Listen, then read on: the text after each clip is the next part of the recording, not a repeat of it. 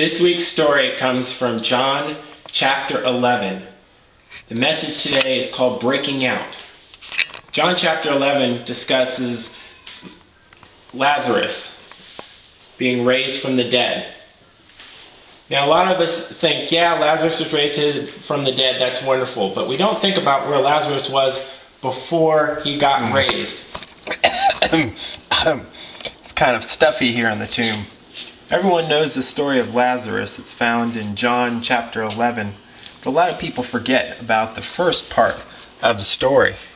You know that part where Jesus is hanging out with his disciples? You know, he's hanging out, and then he hears from Mary that, hey, Lazarus is kind of sick. You need to come quick.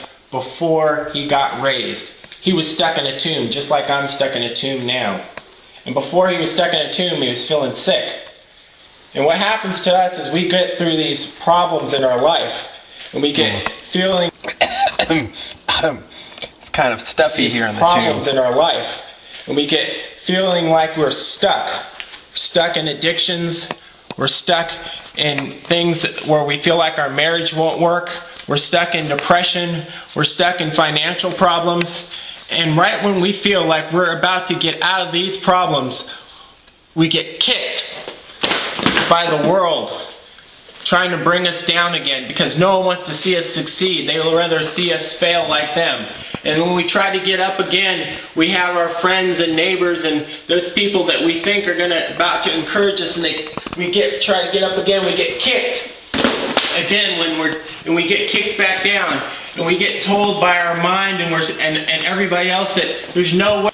And sometimes you're going to get kicked in certain situations that you run into. You know, have you ever felt like you're being kicked and you just didn't know what to do?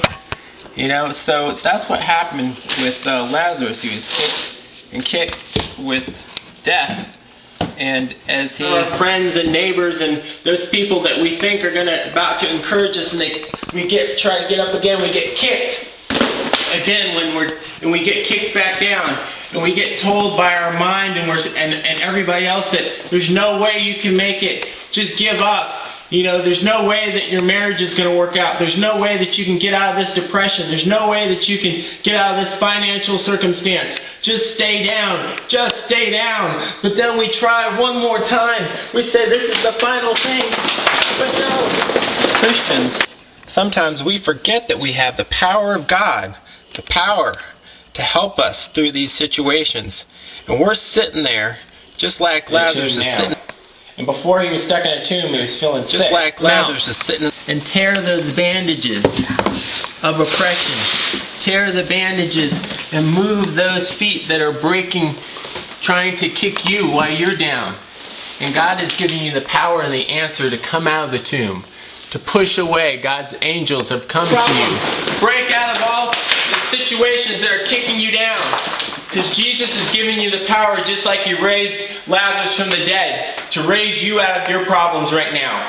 And you just have to pray that God is going to break you out of those problems, because right now He is giving you the power, He's giving you the authority, just like Jesus said when He raised Lazarus from the dead. He said, Lazarus, come out.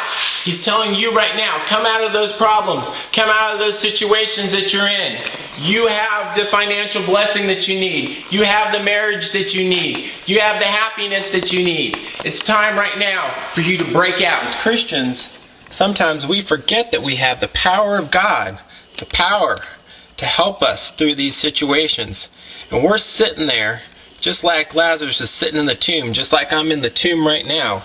Some of the people out there are in the tomb. Set free no matter what you're going through. So pray with me right now. Say, Jesus, come into my life and change my life. Jesus, come into my life and change my life. You can do it too. Call me, email me, write me, and tell me about your testimony. God bless you.